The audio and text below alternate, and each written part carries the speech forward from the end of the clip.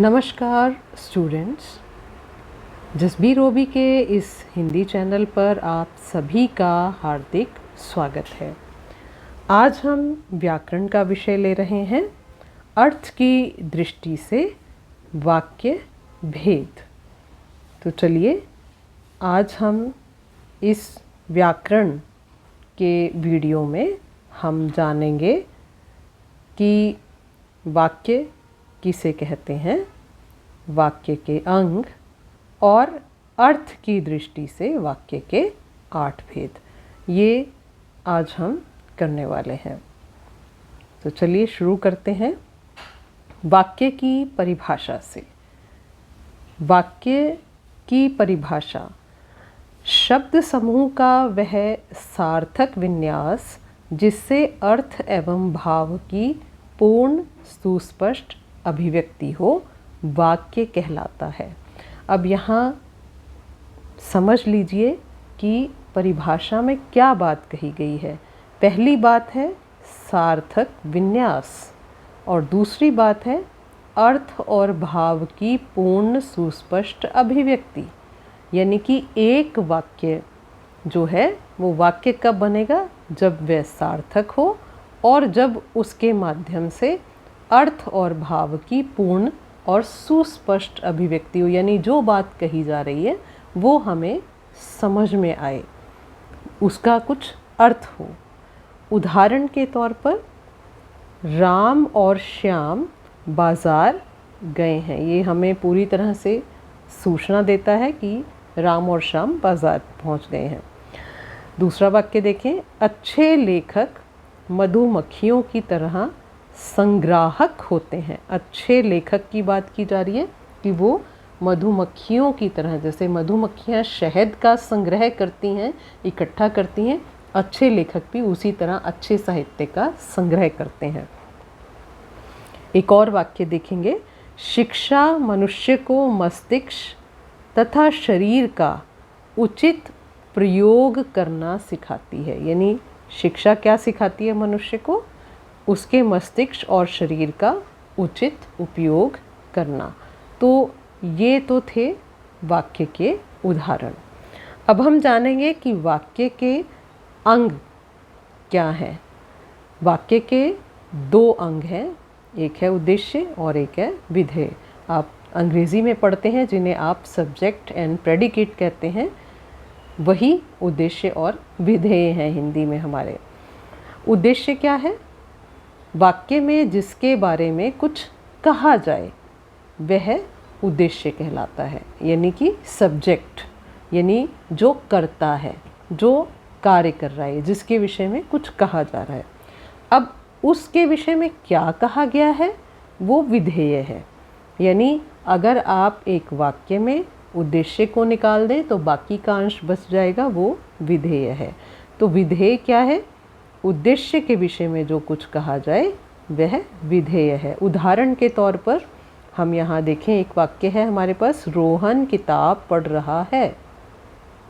अब इस वाक्य में रोहन, ये रोहन जो है ये उद्देश्य है और जो बाकी का अंश बच जाता है ये विधेय है।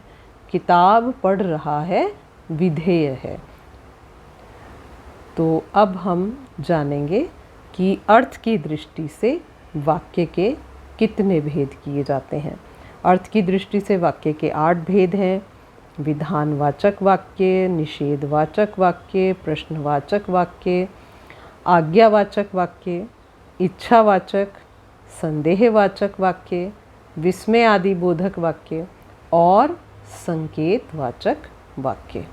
अब हम जानते हैं इनके उदाहरण और इनमें किस विषय पर बात की जाती है। तो सबसे पहला हमने लिया विधानवाचक वाक्य, जिन वाक्यों में किसी क्रिया के होने की सामान्य सूचना दी जाए। सामान्य सूचना जहाँ मिलती है किसी भी कार्य की, वो विधानवाचक वाक्य है। उदाहरण के तौर पर सूर्य पूर्व दिशा से उदय होता है, ये एक सामान्य सूचना है। सभा ने नेताजी का भाषण सुना, ये भी एक सामान्य सूचना दी गई है, तो ये विधानवाचक वाक्य है। दूसरा वाक्य है निषेधवाचक वाक्य। जिन वाक्यों में किसी कार्य के निषेध, यानी कि निषेध का मतलब होता है ना, यानी किसी कार्य को ना करने का बोध हो, नकारात्मक वाक्य भी हम इसे कहते हैं। उदाहरण के तौर पर मैं आज नहीं जाऊंगा, तो इसमें एक नहीं शब्द का प्रयोग हो गया है। छात्रों ने अपना कार्य नहीं किया, यहाँ पर भी नहीं शब्द का प्रयोग हो रहा है। मैं झूठ नहीं बोलता, तो यहाँ इन तीनों वाक्यों में नहीं शब्द का प्रयोग किया गया है और ये नकारात्मक वाक्य हैं, इसलिए ये निषेधवाचक कहे जाएंगे या नकारात्मक वाक्य कहे जाएंगे। अगला उदाहरण देखते हैं प्रश्नवाचक वाक्य का। प्रश्नवाचक वाक्य जिन वाक्यों में प्रश्न किया जाता है, प्रश्न पूछा जाता है और इन वाक्यों में अक्सर क्या, कौन, कब जैसे शब्दों का प्रयोग होता है। उदाहरण के तौर पर क्या तुम पढ़ोगे और कल कौन आएगा और अंत में एक प्रश्न चिन्ह होता है, तो इस तरह ये प्रश्नवाचक वाक्य है। आज्ञावाचक वाक्य जिन वाक्यों में आज्ञा या अनुमति का बोध हो, आज्ञा दी जाए, कोई ऑर्डर दिया जाए या किसी कार्य को करने की अनुमति दी जाए, उन्हें हम आज्ञावाचक कहते हैं या विधिवाचक वाक्य भी उन्हें कहा जाता है। जैसे आप बैठकर अपना काम करो, अब यहाँ पर एक आज्ञा दी जा रही है, शोर मत करो आज्ञा दी जा रही है, कृपया मुझे अपनी किताब दीजिए। तो ये सभी जो वाक्य हैं ये विधिवाचक वाक्य या आज्ञावाचक वाक्य कहे जाएंगे। अगला वाक्य देखते हैं। अगला वाक्य भेद है इच्छावाचक वाक्य। जिन वाक्यों में इच्छा, कामना, शुभ कामना, अब देखिए तीन चीज़ें हैं यहाँ पर, इच्छा है, कामना है, शुभ कामना है, आशीर्वाद भी है और सुझाव भी हो सकता है, यानी ये सभी बातें जिस वाक्यों में आए वो इच्छावाचक वाक्य कहे जाते हैं। जैसे अब घूमने के लिए चला जाए, आपकी यात्रा मंगलमय हो, तो एक में इच्छा प्रकट की जा रही है, एक में कामना प्रकट की जा रही है कि चलो अब घूमने का विचार किया जाए, एक सुझाव भी हम इसे कह सकते हैं। अगला भेद है संदेहवाचक वाक्य। संदेह, जैसा कि इसका नाम ही है संदेह यानी शंका, जहाँ पर जिन वाक्यों में कहीं पर कुछ संदेह हो, कुछ शंका की स्थिति हो, वहाँ पर ये वाक्य होते हैं। जैसे शायद वह आज आ जाए, अब यहाँ पर संदेह है। इसी तरह संभवतः वह सुधर जाए, यहाँ पर भी संदेह है। तो यहाँ पर ये जो वाक्य हैं दोनों के दोनों ये संदेहवाचक वाक्य के अंतर्गत आएंगे। तो अंतिम वाक्य भेद देख लेते हैं। विस्मय आदि बोधक वाक्य, यानी विस्मय, जहाँ पर जिन वाक्यों में आश्चर्य हो, हर्ष हो, शोक हो, घृणा हो, इन सब के भाव हो, आश्चर्य का भाव हो, हर्ष, शोक, घृणा आदि के भाव हो, उन्हें हम विस्मय आदि बोधक वाक्य या उद्गारवाचक वाक्य कहते हैं। उद्गार यानी मन के भाव को प्रकट करने वाले वाक्य। जैसे अरे इतनी ऊंची इमारत, अब यहाँ पर आश्चर्य प्रकट किया जा रहा है, वाह क्या छक्का मारा है, यहाँ पर खुशी का एक भाव है। तो ये विस्मय आदि बोधक वाक्य हैं। अंतिम वाक्य भेद कर रहे हैं हम संकेतवाचक वाक्य।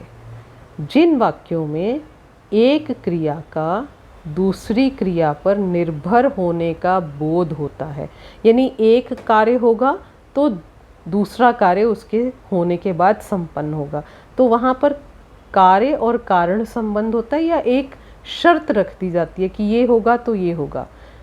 उदाहरण देखिए, अगर वह चले तो मैं अवश्य जाऊंगा। अब यहाँ पर क्या है, अगर वह चले पहला कार्य ये है और ये कार्य होगा तो फिर दूसरा कार्य होगा, तो मैं अवश्य जाऊंगा। या हम इसको एक शर्त मान लें कि पहला कार्य पूरा होगा तो दूसरा कार्य पूरा होगा। इसी तरह यदि वर्षा हुई, अब यदि वर्षा हुई तो क्या होगा, तो फसल अच्छी होगी। तो यहाँ पर भी एक कार्य होगा तो दूसरा कार्य साथ में, यानी एक कारण होगा एक कार्य होगा। तो यहाँ पर ये दोनों जो वाक्य हैं ये संकेतवाचक वाक्य हैं। तो मुझे आशा है आप सभी को ये विषय समझ में आया होगा। यदि समझ में आया है तो कमेंट करके ज़रूर बताइएगा, और किसी और विषय पर आप वीडियो चाहते हैं तो उसके विषय में भी आप कमेंट करके बता सकते हैं। मेरे इस वीडियो को अपने दोस्तों मित्रों के साथ शेयर करना नहीं भूलिएगा, और हाँ, चैनल को सब्सक्राइब अवश्य कीजिएगा। धन्यवाद।